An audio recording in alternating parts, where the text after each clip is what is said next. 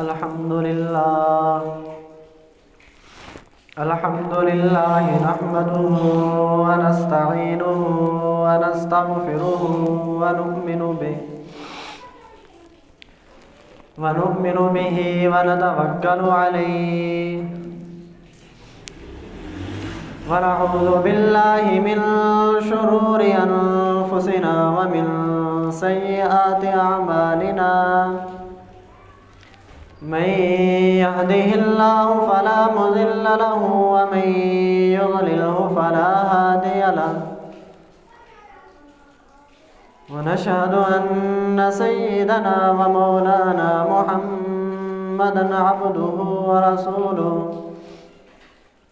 أما بعد فأعوذ بالله من الشيطان الرجيم بسم الله الرحمن الرحيم قال الله تبارك وتعالى في كلام المجيد والفرقان الحميد ومن أراد الآخرة وسعى لها سعيها وهو مؤمن فأولئك كان سعيهم مشكورا وقال النبي صلى الله عليه وسلم الدنيا دار من لا دار له ومال من لا مال له ولها يجمع من لا عقل له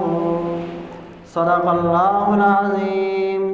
وصدق رسوله النبي الكريم ونحن على ذلك لمن الشاهدين والشاكرين والحمد لله رب العالمين.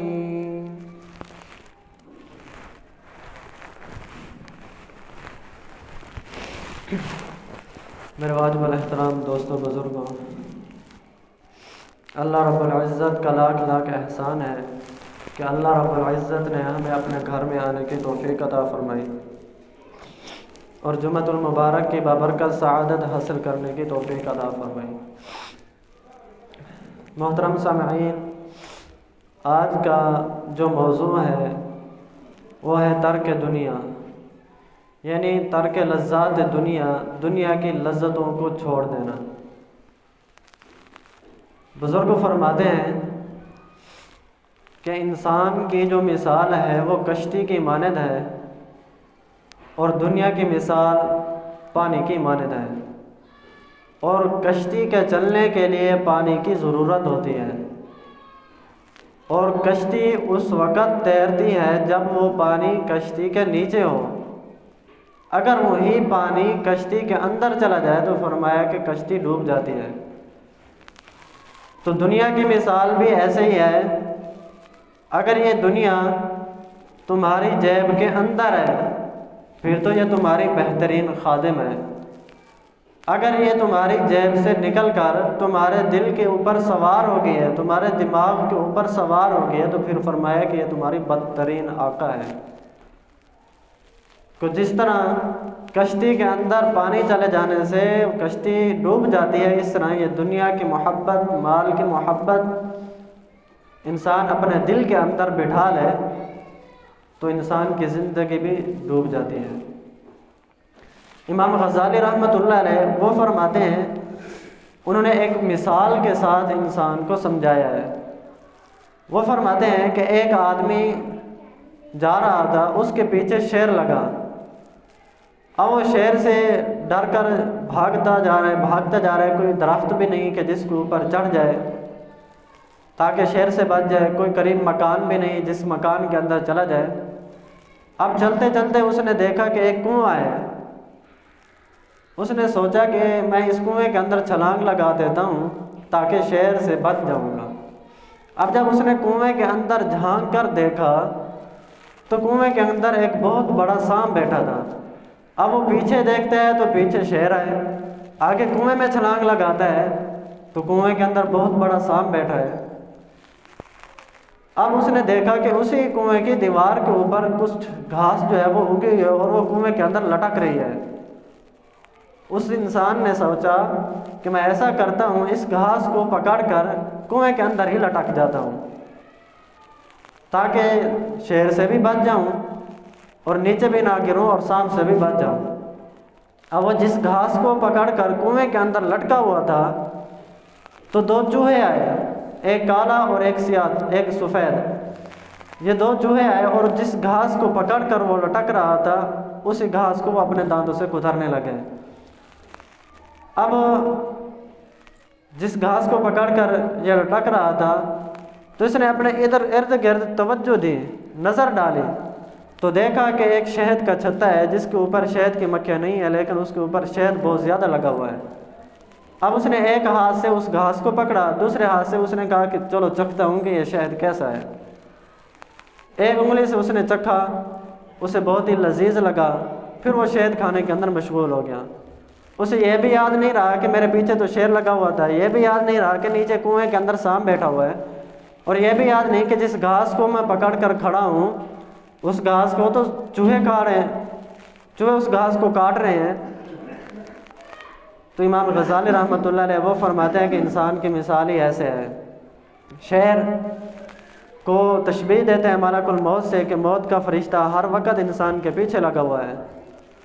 اور یہ جو کنویں کے اندر کالا سانپ بیٹھا ہے یہ ہماری قبر ہے، ہماری قبر ہمارے انتظار میں ہے کہ کب میرے اندر یہ بندہ آتا ہے اور میں اس کو دبوچوں۔ اور جو انسان کی زندگی ہے وہ اس گھاس کی مانند ہے، گھاس کے ساتھ تشبیہ دی، اور جو سفید اور کالا چوہا جو اس گھاس کو کاٹ رہے ہیں وہ فرمائے اس کے دن اور رات ہے۔ جس طرح دن اور رات گزرتے جاتے ہیں اس کی زندگی کے دن بھی ختم ہوتے جا رہے ہیں۔ اور یہ شہد کا جو چھتا تھا، وہ جو شہد جو کھا رہا تھا، فرمایا کہ یہ انسان کی لذتیں ہیں، یہ دنیاوی چیزیں ہیں۔ انسان دنیا کے اندر مبتلا ہو کر وہ اپنی موت کو بھی بھول گیا اور اپنی قبر کو بھی بھول گیا، اور اپنی جو زندگی کے دن جو اس کے کم ہو رہے تھے اس کو بھی وہ بھول گیا۔ مولانا روم رحمۃ اللہ علیہ سے کسی نے پوچھا کہ یہ دنیا کیا چیز ہے، تو انہوں نے بہت ہی اچھے انداز سے جواب دیا۔ وہ فرماتے ہیں کہ ہر وہ چیز جو انسان کو اللہ رب العزت سے غافل کر دے وہ دنیا ہے، چاہے وہ مال و دولت ہو، چاہے وہ گھر بار ہو، چاہے وہ کاروبار ہو، چاہے بیوی ہو، چاہے بچے ہوں، چاہے اولاد ہو، جو بھی چیز ہے، جو چیز انسان کو اللہ رب العزت کی یاد سے غافل کر دے، اللہ رب العزت سے دور کر دے، فرمایا کہ وہ دنیا ہے۔ ایک شاعر نے کہا کہ دنیا کی جتنی بھی چیزیں ہیں اگر وہ ساری کی ساری آپ سے جدا ہو جائے تو ان ساروں کا نعم البدل موجود ہے، لیکن اللہ رب العزت کی ذات ایسی ذات ہے اگر تم اس سے جدا ہو جاؤ تو پھر اس کا کوئی بھی نعم البدل نہیں ہے۔ دنیا کی ہر چیز کا نعم البدل ہے لیکن اللہ کی ذات کا کوئی بھی نعم البدل موجود نہیں ہے۔ شیخ شہاب الدین بہت بڑے بزرگ گزرے ہیں، وہ فرماتے ہیں کہ میں نے دو آدمیوں کو دیکھا اور ان کے دل پر جب توجہ ڈالی تو وہ فرماتے ہیں کہ دونوں کے دلوں کی کیفیت مختلف تھی۔ وہ کہتے ہیں میں جب حج کرنے کے لیے گیا تو میں نے ایک آدمی کو دیکھا کہ وہ غلاف کعبہ کو پکڑ کر رو رو کر دعائیں مانگ رہا ہے، اللہ تعالیٰ سے دعائیں مانگ رہا ہے، گڑ گڑا کر دعائیں مانگ رہا ہے۔ میں نے جب اس کے دل پر توجہ ڈالی، اللہ والے جو ہیں وہ دلوں کے رازوں کو جانتے ہیں، دلوں پر توجہ ڈالتے ہیں، تو انہوں نے جب دل پر توجہ ڈالی تو وہ دیکھا کہ اس کا دل اللہ کی یاد سے غافل تھا۔ ظاہراً تو ایسے لگ رہا تھا جیسے اللہ سے رو رو کر دعائیں مانگ رہا ہے، لیکن جب اس کے دل پر توجہ ڈالی تو وہ کہتے میں نے اس کے دل کو اللہ سے غافل پایا۔ وجہ کیا تھی کہ اس کے دوسرے قریبی رشتہ دار، اس کے دوست و اقارب بھی وہ حج پر گئے ہوئے تھے، تو اس کے دل کے اندر ریاکاری تھی، وہ اس وجہ سے رو رہا تھا کہ میرے جو رشتہ دار ہیں وہ مجھے دیکھیں کیسے رو رو کر اللہ سے مانگ رہا ہے۔ وہ فرماتے ہیں میں جب واپس مینا کے اندر آیا، مینا کے اندر میں نے ایک آدمی کو دیکھا کیونکہ چیزیں فروخت کر رہا تھا اور اس کے ارد گرد لوگوں کا بہت بڑا ہجوم تھا، لوگ اسے چیزیں خرید رہے ہیں۔ میں نے جب اس کے دل پر توجہ ڈالی، اس کی دل کی کیفیت کو دیکھا تو میں نے اس کی کیفیت یہ تھی کہ وہ اللہ کی یاد سے غافل نہیں تھا، اللہ تعالیٰ کو یاد کر رہا تھا۔ تو اسی وجہ سے اللہ تعالیٰ نے قرآن پاک کے اندر ارشاد فرمایا رجال لا تلہیہم تجارت ولا بیع عن ذکر اللہ، بہت سے ایسے مرد بھی ہیں جن کو تجارت اور خرید و فروخت کرنا یہ اللہ کی یاد سے غافل نہیں کرتا۔ اصحاب صفا وہ فرماتے ہیں کہ ہم نے ایک مرتبہ آپ صلی اللہ علیہ وسلم سے عرض کی کہ یا رسول اللہ ہمیں کوئی ایسا وظیفہ بتائیں کہ ہم لوگ ہیں تو غریب لیکن جو ہم سے مالدار ہیں وہ اللہ کی راہ کے اندر مال بھی خرچ کرتے ہیں، ساتھ ساتھ نمازیں بھی پڑھتے ہیں، اللہ تعالیٰ کے حقوق بھی ادا کرتے ہیں، بندوں کے حقوق بھی ادا کرتے ہیں، لیکن ہمارے پاس مال نہیں ہے تو ہم ان کے مقامات تک نہیں پہنچ سکتے کہ وہ اللہ کی راہ میں ہر وقت خرچ کرتے رہتے ہیں۔ ہم غریب ہیں، ہم بھی چاہتے ہیں کہ ہمیں اللہ بھی بلند درجہ عطا فرمائے۔ تو آپ صلی اللہ علیہ وسلم نے ارشاد فرمایا ان فقراء مدینہ کو کہ تم ایسا کیا کرو کہ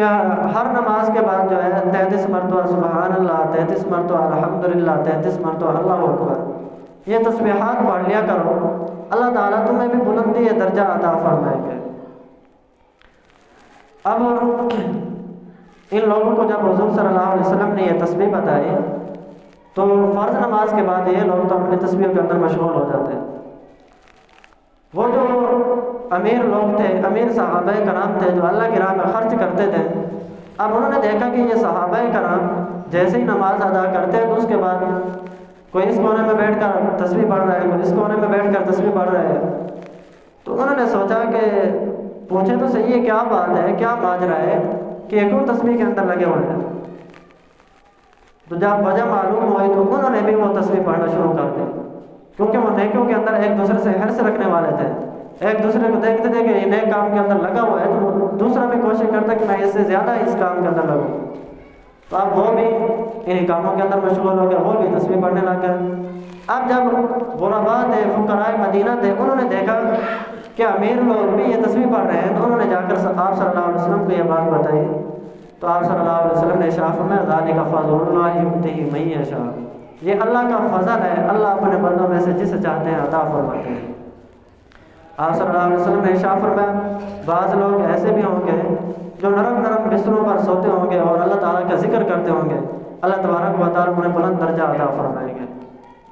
تو انہی کے بارے میں تو اللہ تعالیٰ نے ارشاد فرمایا کہ اللہ تبارک و تعالیٰ نے ارشاد فرمایا کہ تم دنیا کے اندر اپنی ضروریات کو پورا کرو، تمہاری خواہشات کو پورا کرنے کے لیے میں نے جنت تیار کر رکھی ہے۔ دنیا کے اندر صرف تم اپنی ضروریات کو پورا کرو، تمہاری جتنی بھی خواہشات ہوں گی، جو بھی تمہاری وَلَكُمْ فِيهَا مَا تَشْتَهِي أَنفُسُكُمْ وَلَكُمْ فِيهَا مَا تَدَّعُونَ، تمہارے لیے جنت کے اندر ہر وہ چیز ہے جس کا تمہارا دل چاہے گا، جس کے تمہارا دل خواہش کرے گا، ساری چیزیں جنت کے اندر موجود ہیں اور ہر وہ چیز موجود ہے جس کا تم سے وعدہ کیا گیا ہے۔ ایک بزرگ ہے امام ابو الحسن رحمۃ اللہ علیہ، تو بہت اللہ والے ہیں، وہ اپنے خانقاہ پر بیٹھے ہوئے تھے تو اپنے خادموں کو کہا کہ تم ایسا کرو کہ خانقاہ کی صفائی کر دو، جو بھی مٹی پڑی ہے، جو گرد و غبار ہے، سب کی صفائی کرو۔ اب کچھ خدام ایسے تھے جو صفائی کرنے کے اندر مشغول ہو گئے، کچھ خادم ایسے تھے جو نہانے میں غسل کرنے میں مشغول ہو گئے۔ اب یہ بزرگ انہوں نے اپنے خادم کو کہا کہ آپ میرے سر کو دبائیں، وہ ان کے سر کو دبانے میں مشغول ہو گئے۔ سلطان محمود غزنوی رحمۃ اللہ علیہ وقت کے بہت بڑے بادشاہ ہیں، تو ان بزرگوں کے پاس تشریف لائے۔ جب وہ آ رہے تھے خدام نے کہا کہ وہ بادشاہ آ رہا ہے۔ حضرت جس طرح بیٹھے تھے وہ ویسے ہی بیٹھے رہے۔ جب اندر داخل ہوئے تو پھر خدام نے کہا کہ حضرت وہ بادشاہ آپ کے دروازے پر پہنچ چکے ہیں، وہ پھر بھی ویسے ہی بیٹھے رہے جس حیات پر بیٹھے تھے۔ سلطان محمود غزنوی رحمۃ اللہ علیہ انہوں نے آ کر ایک تھیلی دی جس کے اندر بہت زیادہ رقم تھی، انہوں نے کہا کہ آپ میری طرف سے یہ ہدیہ قبول کریں۔ وہ اللہ والے تھے، انہوں نے کہا کہ میں یہ ہدیہ قبول نہیں کرتا۔ انہوں نے بار بار جب اصرار کیا تو ان کے پاس ایک روٹی کا سوکھا ٹکڑا پڑا ہوا تھا، انہوں نے کہا کہ آپ یہ کھائیں۔ انہوں نے جب بزرگوں نے جب انہوں نے حکم دیا تو انہوں نے جب کھایا تو وہ سوکھا جو تھا ان کے حلق سے نیچے نہیں اتر رہا تھا، حلق کے اندر پھنس گیا۔ تو اللہ والے وہ بھی کہنے لگے کہ جس طرح یہ روٹی کا ٹکڑا تمہارے حلق سے نہیں گزر رہا، اسی طرح یہ مال بھی ہم اس کو، یہ بھی ہمارے حلق سے نہیں اتر رہا، ہم بھی اس کو قبول نہیں کرتے۔ اور اس کے بعد وہ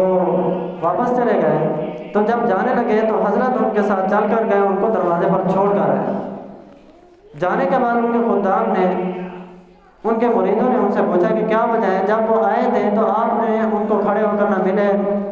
نہ ان کا استقبال کیا، لیکن جب جانے لگے تو پھر آپ نے ان کو دروازے تک رخصت کیا۔ وہ بزرگ کو کہنے لگے جب وہ آئے تھے ان کے اندر تکبر تھا، غرور تھا، جب وہ ہمارے پاس بیٹھے، ہماری صحبت کے اندر بیٹھے تو ہم نے ان کے تکبر کا علاج کیا، ان کے غرور کا علاج کیا، اور پھر ان کے اندر عاجزی پیدا ہوئی۔ ہم نے اسی عاجزی کی قدر کرتے ہوئے ہم نے ان کو ان کے دروازے تک چھوڑ کر آئے۔ تو جب وہ ان کے پاس بیٹھے تھے تو انہوں نے حضرت سے پوچھا کہ آپ ہمارے لیے دعا کریں کہ ہم سومناتھ کا جو بت ہے، جو مندر ہے، ہم اس کو توڑنے کے لیے ہم نے لشکر تیار کیا ہوا ہے، لیکن آگے جو قافلہ ہے وہ اس سے بھی زیادہ ہے، تو آپ ہمارے لیے دعا کریں۔ تو ان بزرگ نے اپنا جبہ اتار کر دیا کہ آپ یہ لے جاؤ، جب ضرورت محسوس ہو تو اس جبے کو سامنے رکھنا اور اللہ تعالیٰ سے یہ دعا کرنا کہ اے اللہ اگر اس جبے والے کا آپ کے ہاں کوئی مقام ہے، آپ کے ہاں عزت ہے، آپ کے دوستوں میں سے ہے، تو اس کے طفیل ہم آپ سے دعا کرتے ہیں، ہمیں آپ ہماری مدد کیجیے، آپ ہمیں فتح دیجیے۔ تو وہ جبہ لے کر چلے گئے۔ ابھی وہ لڑائی کا مقابلہ چل رہا تھا تو فتح نہیں ہو رہی تھی، انہیں وہ بات یاد آئی تو انہوں نے جبہ سامنے رکھا اور سامنے رکھ کر اللہ تعالیٰ سے دعا کی کہ اے اللہ اگر اس جبے والے کا آپ کے ہاں مقام ہے، مرتبہ ہے، آپ کے ہاں عزت والا ہے، آپ کے دوستوں میں سے ہے، تو ہمیں اس کی برکت سے سومناتھ کا جو بت ہے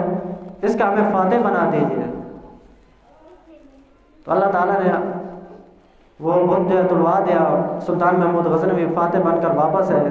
کچھ عرصے بعد جب انہیں یہ بات یاد آئی تو پھر حضرت کے پاس آئے اور حضرت کو آ کر بتایا کہ ہم نے تو وہ جو آپ نے جبہ دیا تھا اس کی برکت سے ہم نے بت کو بھی توڑ دیا تھا، ہم فاتح ہو کر واپس لوٹے۔ ان بزرگ نے پوچھا کہ آپ نے کیا دعا مانگی تھی؟ انہوں نے کہا ہم نے یہ دعا مانگی تھی کہ ہمیں اس سومناتھ کے بت کو توڑنے کی توفیق عطا فرمائے اور ہمیں اس کا فاتح بنا۔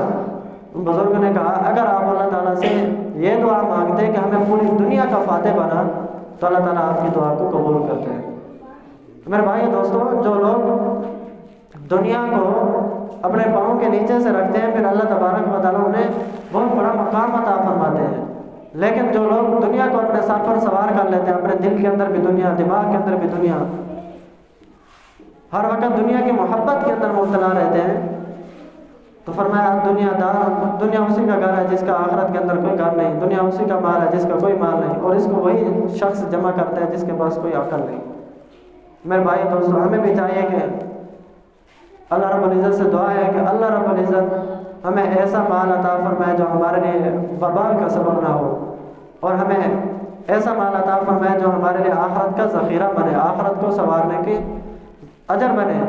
اور ہمیں ہر لمحہ آخرت کی فکر کرنے کی تیاری نصیب فرمائے۔ وما علینا الا البلاغ المبین۔ جن حضرات نے سنت نہیں پڑھی وہ سنت ہے۔